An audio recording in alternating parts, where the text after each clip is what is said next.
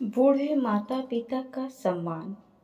किस तरह हमारे माँ बाप बचपन में अपनी सारी खुशियों को त्यागते हुए हमें पालते हैं, बड़े करते हैं और हर बात का अच्छी तरह से ख्याल रखते हैं और कभी भी अपने बच्चों से दुखी भी नहीं होते हैं और यहाँ तक कि उनकी हर शरारत और परेशान करने वाली बातों से तंग न होते हैं, बल्कि उन्हें हर हाल में अच्छे बनने की राह में लगाए रहते हैं। लेकिन जैसे वक्त के करवट के साथ साथ समय बीतता जाता है और वे ही बच्चे बड़े बन जाते हैं और पैसा कमाने लगते हैं, तो खुद को इतना बड़ा समझने लगते हैं कि उन्हें अपने स्वार्थ के आगे कोई दिखाई नहीं देता।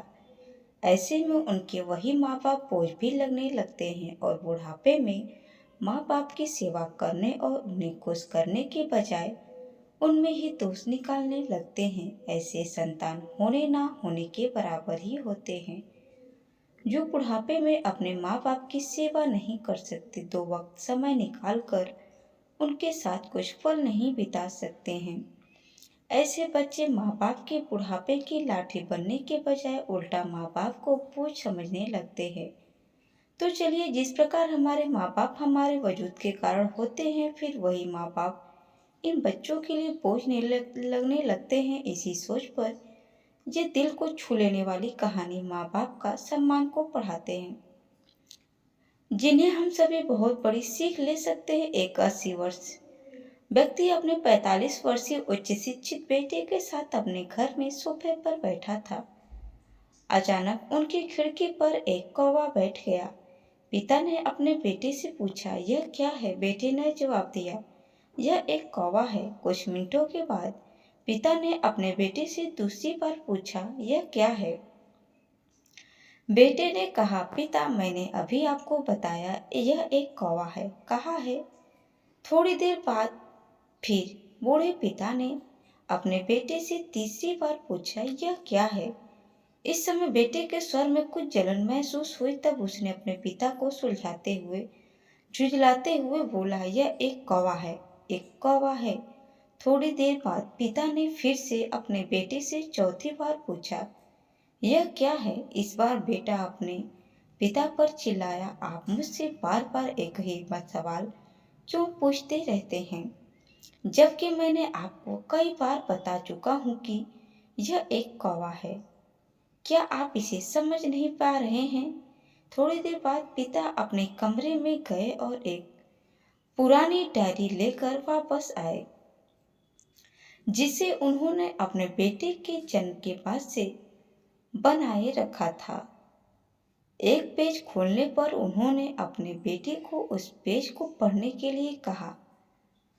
उस बेटे ने इसे पढ़ा तो निम्नलिखित शब्द डायरी में लिखे गए थे, आज मेरा 3 साल का छोटा बेटा सोफे पर बैठे मेरे साथ था जब खिड़की पर एक कौवा बैठा था। मेरे बेटे ने मुझसे 23 बार पूछा कि यह क्या है, और मैंने उसे 23 बार पूछा कि यह क्या है, और मैंने उसे 23 बार जवाब दिया कि यह एक कौवा था। मैंने उसे हर बार प्यार से गले लगाया और उसने मुझसे 23 बार फिर से वही सवाल पूछा। मुझे इस बात से बिल्कुल भी चिढ़ नहीं हुई कि मैंने अपने मासूम बच्चे के लिए प्यार महसूस किया है, जबकि छोटे बच्चे ने अपने 23 बार पूछा, यह क्या है? पिता को 23 बार पूरे सवाल का जवाब देने में कोई जलन महसूस नहीं हुई, और आज जब पिता ने अपने बेटे से सिर्फ 4 बार यही सवाल पूछा तो बेटे ने को चिढ़ और गुस्सा महसूस हुआ।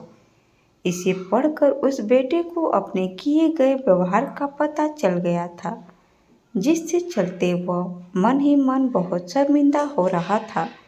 शायद उसे अब किए गए अपने बूढ़े पिता के प्रति व्यवहार पता चल गया था। इसलिए यदि आपके माता पिता जब बुढ़ापे में होते हैं और उन्हें न तो पीछे छोड़े और न ही उन्हें एक बोझ के रूप में देखे, बल्कि उनके साथ एक दयालु शब्द बोले, शांत, आज्ञाकारी, विनम्र और उनके प्रति दयालु बने, अपने माता पिता के प्रति विचारशील रहे। आज इस बात को कहे, मैं अपने माता पिता को हमेशा खुश देखना चाहता हूँ, जब से मैं छोटा बच्चा था उन्होंने मेरी देखभाल की और उन्होंने हमेशा मुझ पर अपने निस्वार्थ प्रेम की वर्षा की है। उन्होंने आज समाज में मुझे एक व्यक्ति के रूप में प्रस्तुत करने के लिए तूफान और गर्मी को देखे बिना सभी पहाड़ों और घाटियों को पार किया। भगवान से प्रार्थना करें, मैं अपने बूढ़े माता पिता की सर्वोत्तम तरीके से सेवा करूंगा। मैं अपने प्यारे माता पिता को सच्चे और दयालु शब्द कहूंगा, चाहे वे कैसे भी व्यवहार करें। तो आप सभी इस कहानी को पढ़ने के बाद सीख जरूर मिली होगी। तो आपको यह कहानी कैसा लगा कमेंट में ज़रूर बताएं। वीडियो अच्छी लगी हो तो प्लीज़ इसे ज़्यादा से ज़्यादा लाइक शेयर सब्सक्राइब जरूर करें। Thanks for watching my video. धन्यवाद।